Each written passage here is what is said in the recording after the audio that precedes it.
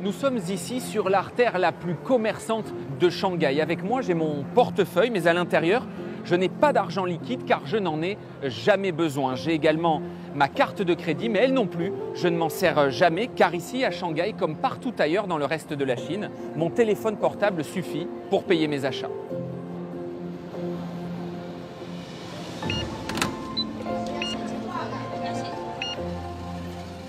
Le paiement mobile s'est tellement imposé dans le pays que d'après certains experts, l'argent liquide pourrait avoir totalement disparu en Chine d'ici 2030. À Shanghai, les consommateurs n'y voient que des avantages. C'est plus pratique et plus rapide.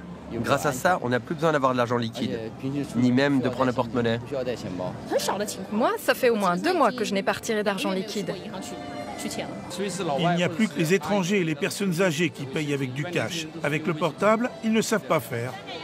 Petits vendeurs, échoppes de rue, grandes enseignes internationales. En Chine, tous les commerces proposent le paiement mobile. Il est même entré dans les temples. Cette machine rouge distribue de l'encens que les fidèles achètent avec leur téléphone portable. Dans les grandes villes, pour payer son trajet en métro ou en taxi, plus besoin non plus d'argent liquide.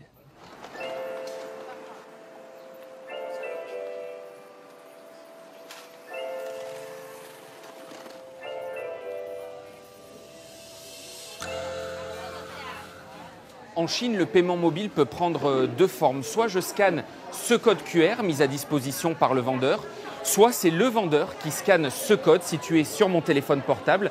Dans les 2 cas, l'argent sort directement de mon compte en banque pour aller sur celui du commerçant.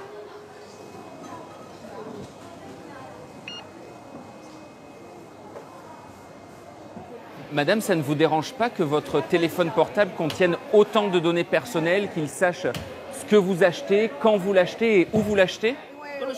Non, pas du tout. Tout le monde utilise ce système. Jusqu'à aujourd'hui, je n'ai eu aucun problème. Je ne pense pas qu'il y ait de risque.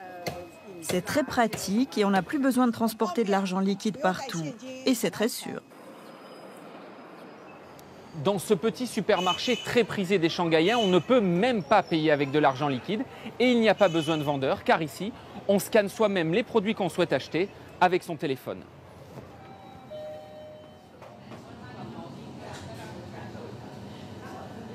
Zheng Tsai, un Shanghaïen de 36 ans, vient faire ses courses ici pour la première fois et il n'a avec lui que son téléphone portable.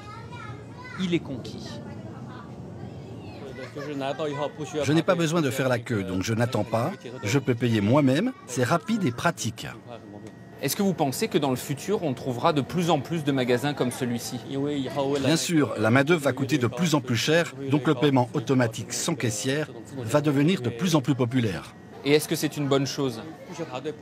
Oui, car on ne perd plus de temps dans la file d'attente. Le seul problème qu'il pourrait se poser, c'est si le compte n'est pas vraiment sécurisé. Il peut y avoir des voleurs. En Chine, il y a 2 applications qui se partagent le marché. WeChat du groupe Tencent et Alipay du groupe Alibaba. 2 mastodontes qui ne se contentent aujourd'hui plus seulement du paiement mobile. Ils veulent aussi développer le paiement par reconnaissance faciale. Dans ce supermarché, les visages ont remplacé les porte-monnaies et les portables. Cette cliente ne règle ses courses plus qu'avec la reconnaissance faciale. Madame, vous venez de payer avec votre visage, qu'est-ce que vous en pensez?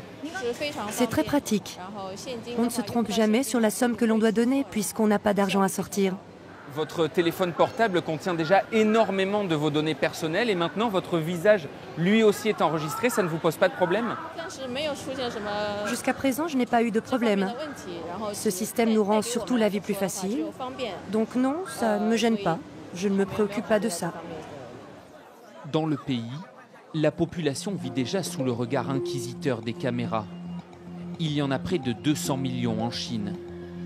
Une société sous surveillance qui repose aussi sur la reconnaissance faciale. Elle permet de traquer les criminels, mais aussi les dissidents. Depuis 14 ans, Ben Cavender analyse le marché chinois. Pour lui, la reconnaissance faciale peut présenter des risques, mais cela ne semble pas préoccuper les consommateurs chinois. Alipay et Tencent aiment dire qu'ils travaillent indépendamment du gouvernement, qu'ils font des affaires, que leur objectif est de rendre les consommateurs heureux, parce que c'est comme ça qu'ils gagnent de l'argent. La réalité, c'est que ces entreprises ont beaucoup de pouvoir aujourd'hui, parce qu'elles ont accès à énormément d'informations. D'un point de vue occidental, cela peut poser problème qu'une entreprise ait un tel pouvoir sur la société. Mais je pense que la réalité ici, c'est que les consommateurs, pour le moment, ne s'en soucient pas vraiment. Dans ce fast-food, le système de reconnaissance faciale développé par Alibaba porte un nom, Smile to Pay, souriez pour payer. Dans la Chine du futur, cela pourrait bien devenir un nouvel adage.